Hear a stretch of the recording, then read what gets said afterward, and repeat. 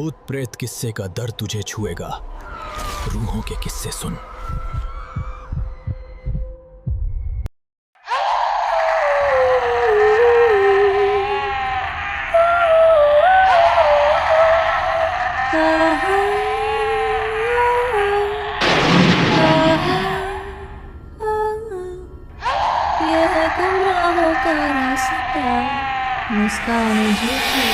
नमस्कार दोस्तों, मैं हूं भूत प्रेत किस्से और आप सुन रहे हैं एक डरावनी कहानी, वो भी मेरी जुबानी।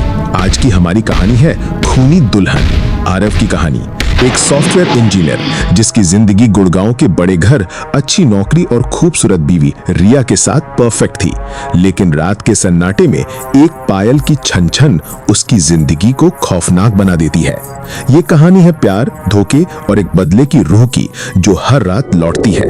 तो चलिए अब इस कहानी को आरव के पॉइंट ऑफ व्यू से सुनते हैं। लेकिन कहानी शुरू करने से पहले एक जरूरी बात, आप लोग स्टोरी तो सुन लेते हो लेकिन लाइक और शेयर नहीं करते, इसीलिए मेरी आपसे रिक्वेस्ट है कि आज की स्टोरी को जितना हो सके उतना लाइक करें। साथ ही जैसा मैं हमेशा कहता हूँ, आपने बहुत सी हॉरर कहानियां सुनी होंगी, लेकिन मुझे पूरी उम्मीद है कि आज की कहानी सुनकर आपको सचमुच डर का एहसास होगा। बस मेरी गुजारिश है कि अगर आप इस कहानी को पूरा सुनेंगे तो आपको बहुत मजा आएगा। और अगर आप पहली बार हमारे चैनल पर आए हैं तो अभी चैनल को सब्सक्राइब कर लीजिए, इससे हमारी और आपकी नजदीकियां बढ़ेंगी। मेरा नाम आरव है और मेरी जिंदगी एक ऐसा धोखा है जो हर रात मेरे सीने पर सांप सा लिपटता है। बाहर से देखो तो सब कुछ चमकता है।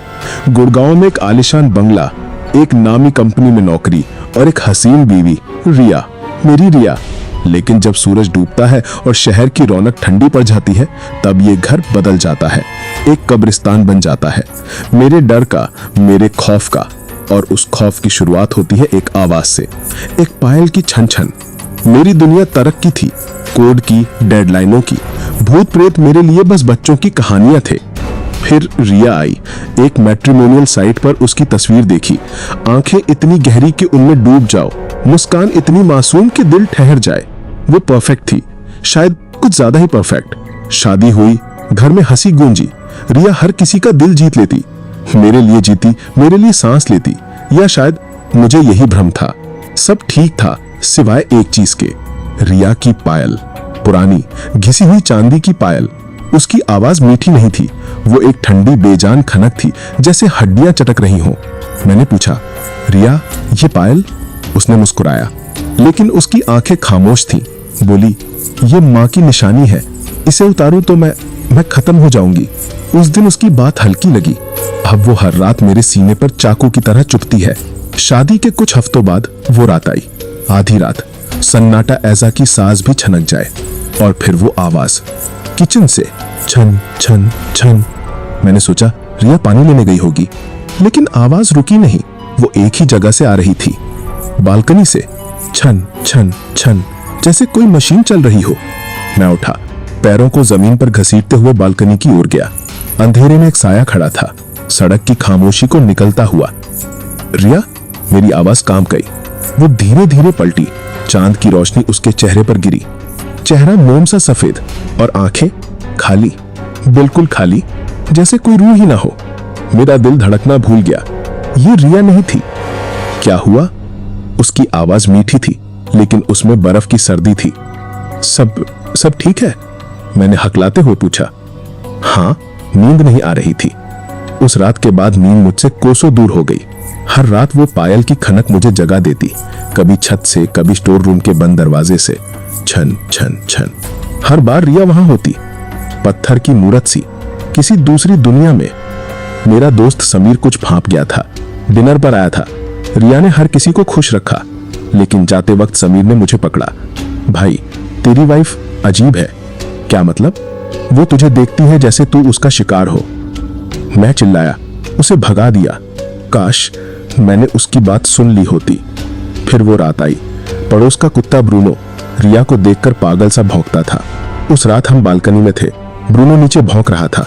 रिया ने उसे घूरा।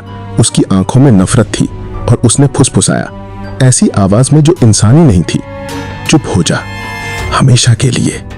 अगली सुबह ब्रूनो मर चुका था, बिना वजह। मेरे कानों में वो फुसफुसाहट गूंज रही थी, चुप हो जा, हमेशा के लिए। अब डर मेरे खून में घुल गया था। मैंने रिया पर नजर रखनी शुरू की। एक दिन वो घर पर नहीं थी। मैंने उसका कमरा खंगाला। बेड के नीचे एक पुराना लकड़ी का संदूक था। मेरे हाथ कांप रहे थे। मैंने खोला। अंदर एक डायरी थी। लिखावट रिया की नहीं थी। पहला पन्ना पढ़ते ही मेरी सांस रुक गई। वो डायरी अनाया की थी, 35 साल पुरानी। उसने लिखा था कि उसकी शादी एक लालची खानदान में हुई। दहेज के लिए उसे मारा गया। आखिरी पन्ने पर लिखा था, आज उन्होंने मुझे फिर मारा। मेरा पति, वो हैवान, मुझे खत्म करना चाहता है, लेकिन मैं हार नहीं मानूंगी। मेरी रूह इंसाफ लेगी। ये पायल मेरे इंतकाम की जंजीर बनेगी। मैं हर उस खानदान के चिराग को बुझा दूंगी जिसने मुझे मारा। मैं आऊंगी। पन्ने इसके बाद खाली थे। मेरा दिमाग चीख रहा था, ये डायरी रिया के पास क्यों? और वो शख्स, मेरे दादाजी सूरज प्रताप सिंह, वो उसी इलाके के थे। नहीं, ये इत्तेफाक नहीं हो सकता। मैंने रिया से झूठ बोला और उस गांव की ओर भागा जिसका जिक्र डायरी में था। वहां सच्चाई ने मेरे होश उड़ा दिए। अनाया थी। दहेज के लिए उसे मार दिया गया। ठीक उसी दिन जब उसने आखिरी बार डायरी लिखी। एक बूढ़े ने बताया, उसकी लाश नदी में मिली। पैरों में पायल थी। कहते हैं उसकी रूह उस पायल में कैद है। वो बदला लेने भटकती है। लड़के का खानदान? मैंने कांपते हुए पूछा। ठाकुर सूरज प्रताप सिंह का। सन्नाटा। मेरे कान सुन्न, सिर्फ मेरे दिल की धड़कन। धक धक धक। ये इत्तेफाक नहीं था। उसने मुझे चुना था। मैं उसी खानदान का था। मैं पागल सा बाइक भगाता घर लौटा। दरवाजा खुला था। अंदर से वो आवाज, तेज, गुस्से से भरी, छनक छनक छनक।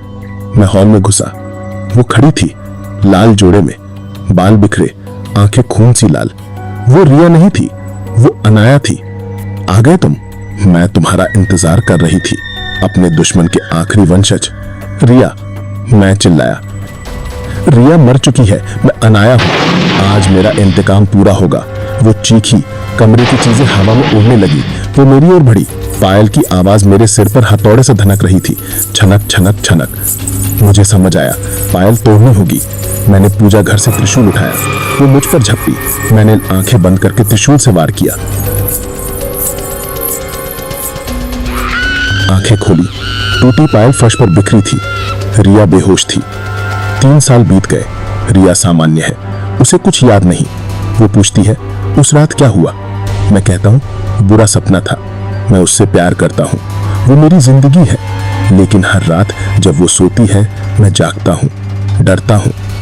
क्या अनाया सच में चली गई, या वो इंतजार कर रही है एक नए इंतकाम का? कभी कभी जब सन्नाटा गहरा होता है तो मुझे एक धीमी आवाज सुनाई देती है, दीवारों के पार से, या शायद मेरे जहन के अंदर से। छन